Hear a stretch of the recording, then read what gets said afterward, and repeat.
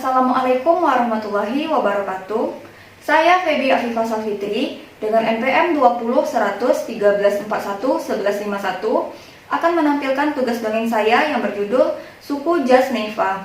Tugas dongeng ini dibuat untuk memenuhi tugas akhir dari mata kuliah keterampilan berbahasa Indonesia. Kisah ini berawal dari sebuah samudra yang belahan waktu Sang Maha Kuasa pun menciptakan sebuah gunung di sana. Gunung ini diberi nama Gunung Taratau. Konon katanya, setelah kemunculannya, gunung ini pun meledak. Ledakannya sangat super sekali. Dan akibat ledakan super itu, terciptalah sebuah kehidupan di sana yang berbentuk pulau. Pulau inilah yang disebut sebagai Pulau Arniva.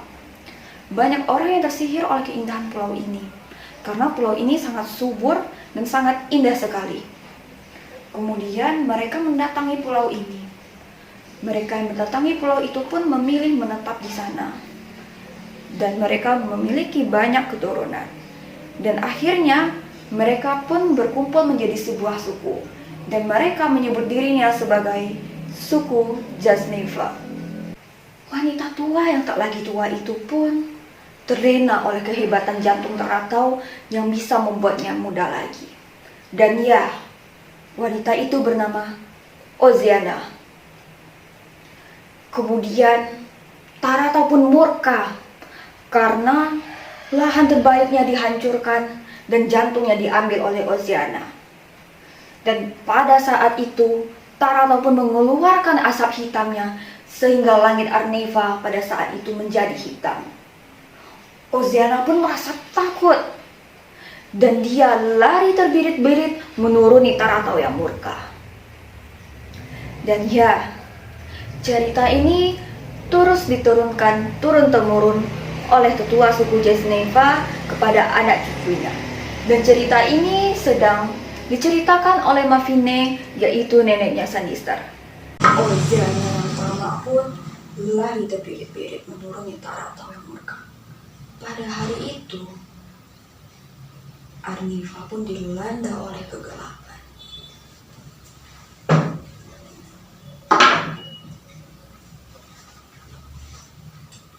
Hahaha, cukup ibu, tidak ada kegelapan.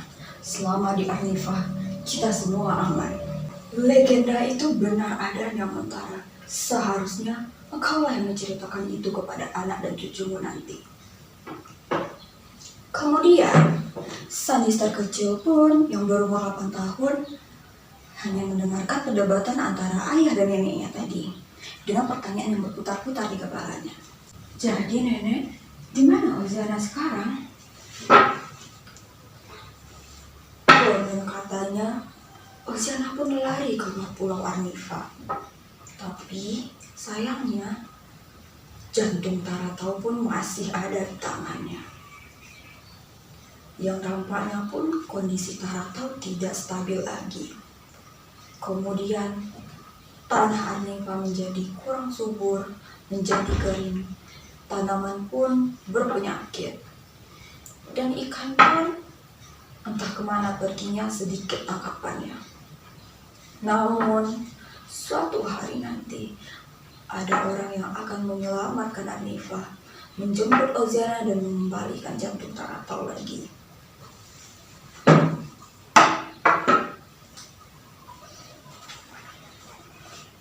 Untuk menyelamatkan Arniva, kita tidak perlu keluar pulau. Pulau sudah menyediakan apa yang kita butuhkan. Kita hanya perlu menjaga Arniva supaya Taratau tidak murka lagi. Keras kepalamu memang sudah tidak bisa dirubah. Ayo Sandister, kita pergi menemui ibumu saja. Kemudian mereka pun pergi menemui Irina, ibunya Sandister. Mereka bertemu di belakang pulau untuk menikmati matahari yang akan terbenam di ufuk barat. Dan kemudian Montarau pun menyusul mereka. Sandister, apa yang kau lakukan di sana, nak? Dan kemudian Sandister yang sedang bermain dengan ombak laut pun terkejut oleh panggilan ayahnya. Dan dia menjawabnya, ayah, aku hanya sedang bermain dengan air laut.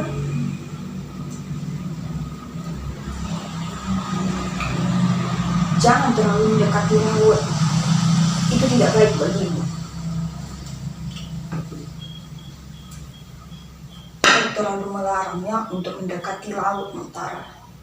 Laut adalah salah satu surga kita. Kamu terlalu melarangnya untuk mendekati salah satu surga kita. Sudahlah, daripada merusak keindahan senja sambil berdebat, sebaiknya kita pulang untuk menyiapkan makan malam bersama. Kemudian, mereka semua pun pulang ke rumahnya untuk makan malam bersama. Dan di sanalah mereka pun berbincang-bincang bersama. Putri kecilku yang cantik, semakin hari semakin tumbuh menjadi cantik. Dan suatu saat nanti akan menjadi dewasa. Akan ada saatnya kamu akan menjadi salah satu pemimpin kita dan melakukan suatu hal yang menakjubkan. Dan ya, kelak Sandister, kamu akan meneruskan kepemimpinanku dan kemudian memimpin rakyat kita di Pulau Anifa ini. Rumah rakyat kita di sini dan rakyat kita membutuhkanmu. Jadi jangan pergi keluar pulau. Tempatmu di sini. 10 tahun kemudian, Sandister kecil pun berubah menjadi remaja yang cantik sekali dan bijaksana. Oleh karena itu, kepemimpinan pun jatuh kepada tangan Sandister. Dan semua hal yang dialami oleh suku Jasniva pun akan dilaporkan kepada Sandister. Dan pada pagi hari itu, salah satu rakyat pun melapor kepada Sandister. Sandister, pagi hari ini aku mengupas kelapaku yang panen. Namun hasilnya di dalam kelapa itu pun menghitam. Bagaimana solusinya? Oh ya, berarti pohon kita sedang berpenyakit. Solusinya, kita akan memindahkan penanaman kelapa yang baru di sana. Dan kita akan membuang pohon-pohon yang berpenyakit. Baiklah Sandister, terima kasih atas solusimu. Kemudian setelah itu pun, salah satu rakyat pun yang sudah pulang menjadi nelayan pun memanggil Sandister. Sandister, aku ingin melaporkan suatu hal. Di laut kita pun, ikan pun sudah berkurang tangkapannya. Apakah solusi dari semua ini? Kemudian, Sandister pun menjawab akan solusinya.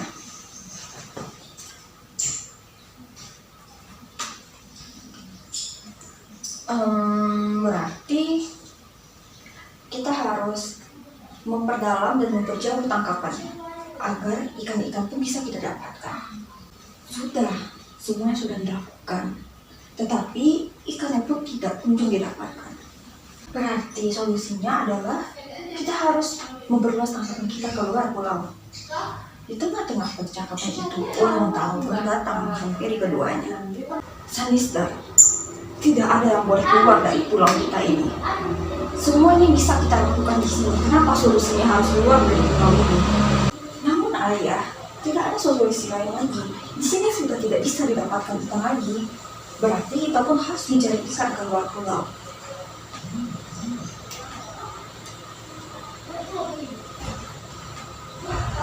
Apakah kamu hendak membahayakan rakyat kita? Apa kamu pikir dengan pergi ke lautan luas itu, kita akan bisa kembali lagi dari sana? Di sana sangat berbahaya. Pokoknya, tidak ada yang boleh keluar dari pulau kita ini. Dan setelah perdebatan panjang itu, Tuan Sandister pun merasa kesal. Dan dia pun pergi ke belakang pulau untuk menenangkan diri dan bertemu dengan ibunya.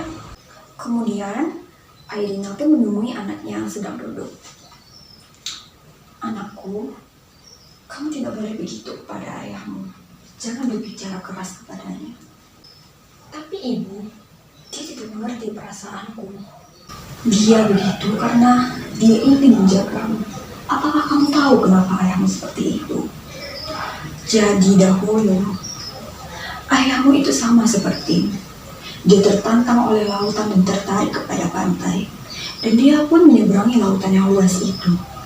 Namun, ketika dia menyeberangi lautan yang luas itu, dia menemukan lautan yang tidak kenal ampun, ombak yang setinggi gunung, dan kemudian pun temannya pun tenggelam. dan dia pun tidak bisa menyelamatkannya. Karena itulah dia ingin melindungimu dari lautan yang luas itu. Karena perkataan ibunya pun, Sandista pun menimbang-nimbang. Dan kemudian dia pun mengerti apa yang dirasakan ayah. Dan dia pun sedikit menghubungi dekatnya untuk pergi ke luar pulau. Mendengar perkataan ibunya tadi pun, Sandista pun merasa bersalah. Dan dia pun menghampiri ayahnya.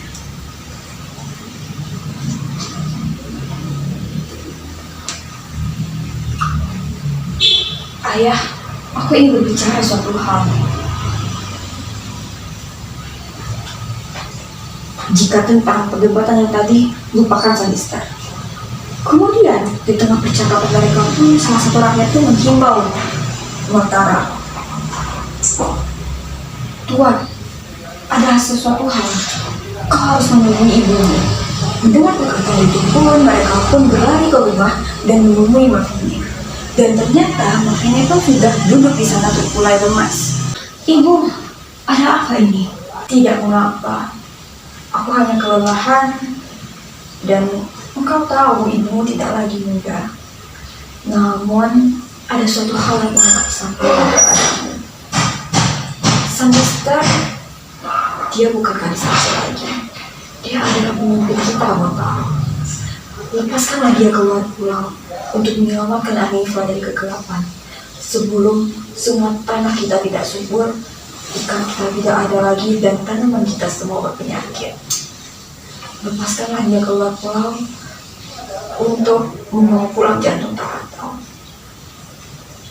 Kemudian, mendengar perkataan itu pun, Montaro pun menimbang-nimbang perkataan ibunya tadi.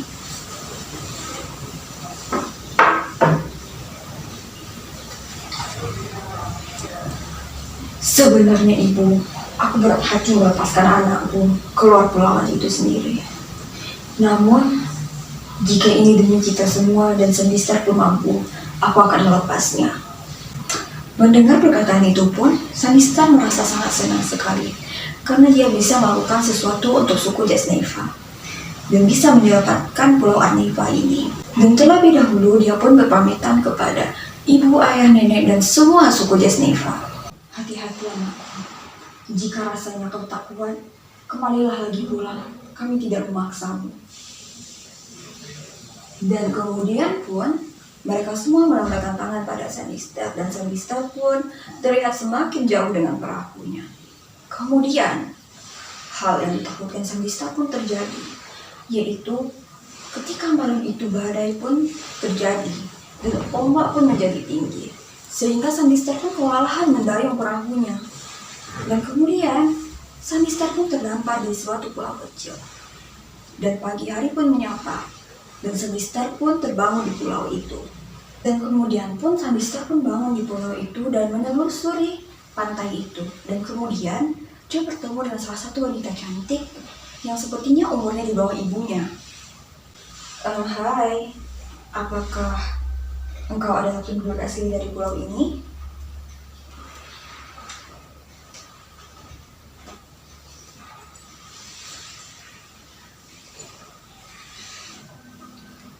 Apakah engkau tidak mengenaliku?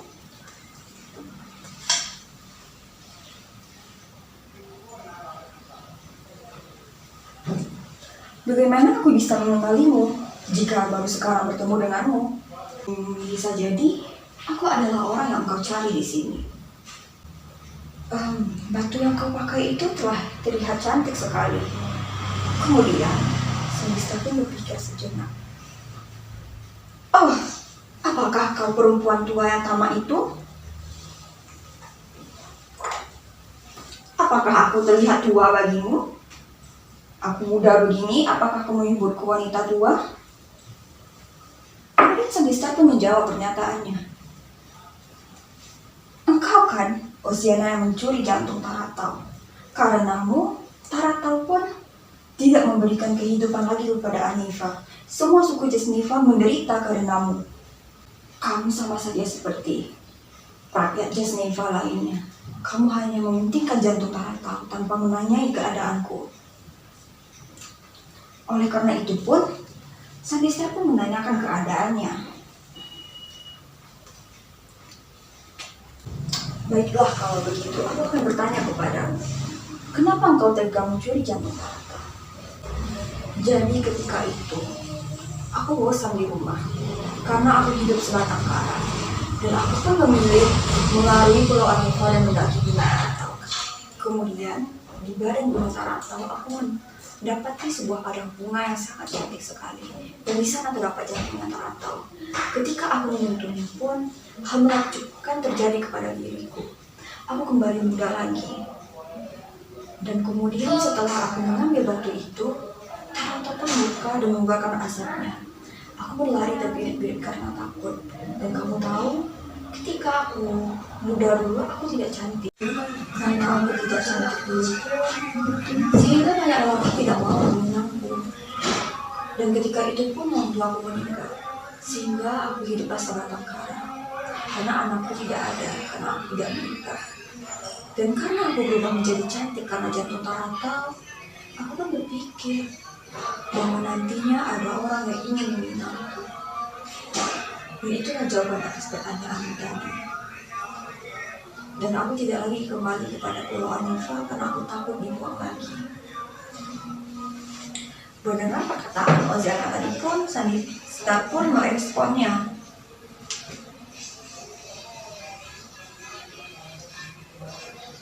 Atas dasar apakah engkau mengatakan bahwa kami tidak akan menerimau lagi dan membuangmu?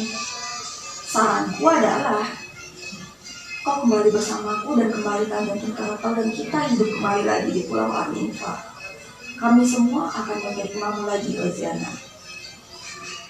Dan setelah perbincangan itu pun, Oziana pun memikir-mikir lagi dan akhirnya sepakat pulang lagi kepada Pulau Anifa.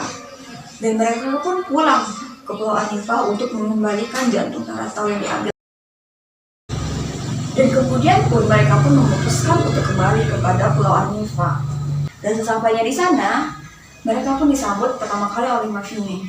Karena Mavine adalah salah satu orang yang sepantaran dengan Oziana.